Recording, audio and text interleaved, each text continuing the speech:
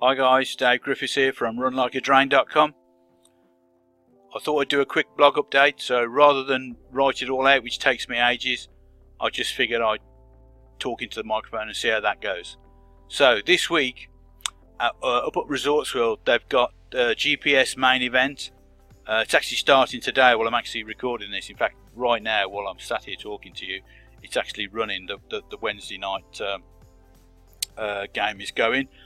I'm actually going to play it tomorrow on the Thursday. Starts at 3 o'clock. So it's normally a £500 entry with a 1 hour clock, which is fantastic. With my bankroll, there's no way in the world that I would pay £500 to enter a tournament, especially with my ability. So what I've done is I went on Monday and played the 10 seats guaranteed satellite, which is great. £40 plus a fiver plus an add-on on the break. So altogether it cost me £65 and I managed to win a seat. It was rammed, absolutely rammed. It was really busy in there. It actually made 18 seats plus £160 in cash for the person who finished 19th. So it's a terrific night really. So it was great, and I was really chuffed obviously to win a seat. I went up there with my old mate One-Eyed Pete, the legend, and he helped me get a seat, to be honest, a little bit, because while I was short stacked on my table, when there were two tables of 10 left, we were on the stone cold bubble. Somebody was going to get nothing, then the next one out was going to get 160. I needed somebody to get knocked out, and Pete, luckily for me, was chip leader on the other table and was knocking people out for fun. So the bubble went a bit quicker than I thought. In fact, the whole thing went quite quickly from when we had about 26 players left. At that point, when we got about 26 players left, I was fairly comfortable in chips. But of course, you know, the blinds were big and every orbit to the table was costing you money. They run obviously the at Genting, they run a button ante, which has some advantages and some disadvantages. One of them I'll talk about in a second, about the guy who actually got knocked out and didn't get the seat. You have to feel a bit sorry for him in that situation, because with the button ante, there's two drawbacks as I see it. I much prefer a button ante to everybody anteing up individually. Let's be honest. But if you're going to do somebody pays for everybody, I believe that the big blind ante should be the best option, and the reason for that is, let me just get rid of this picture of Peter. We don't want to look at him, do we? When you have the big blind ante, and let's say you lose a big pot, and you're left in the position where you literally have one big blind left. So let's say the blinds are 5k, 10k, and a 10k ante.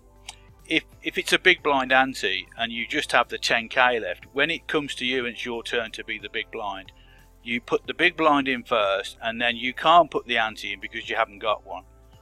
Now in that situation, if you get 4 callers, there's then 50k in the pot, and if you win, you've then got 50k. The drawback to having a button ante, in my view, is two things. First of all, occasionally you'll get a situation where there's a dead button and there won't be anybody anteing in the ante at all because the player isn't there, because they've just been knocked out, whereas you always have a big blind.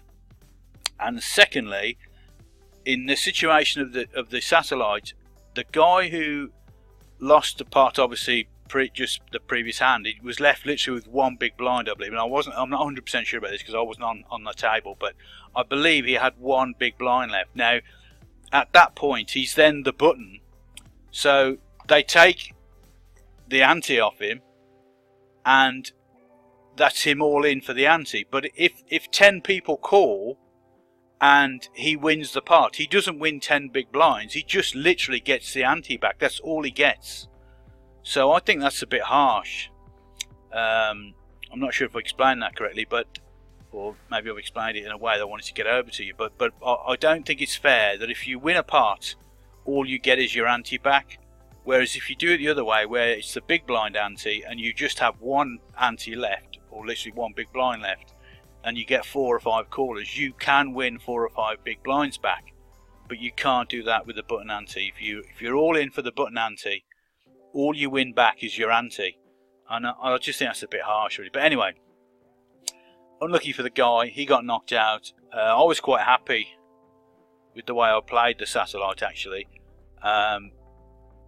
This guy here, you've got Dara O'Kearney and his colleague Barry Carter wrote a satellite strategy book not so long back, and I've read some snippets from it and it looks very good.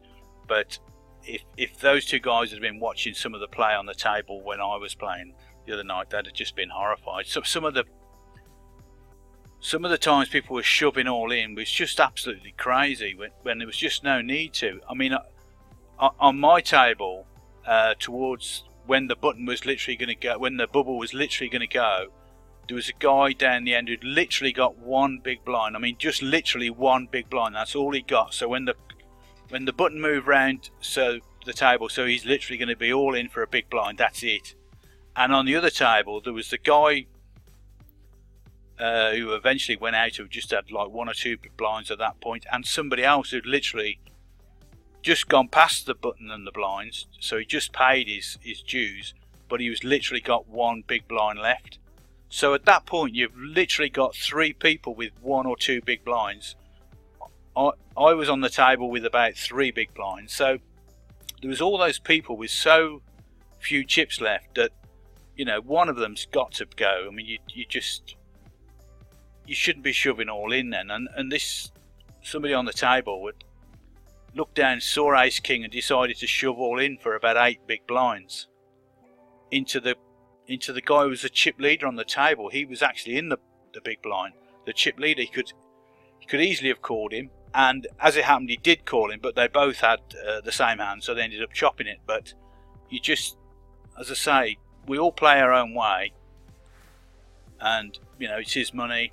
He wants to play that way, it's fine. But it just, there were some questionable plays, I thought, when it got right down to bubble times. Some people were really putting themselves at risk when they just didn't need to. But anyway, it all worked out fine for me. I'm more than happy.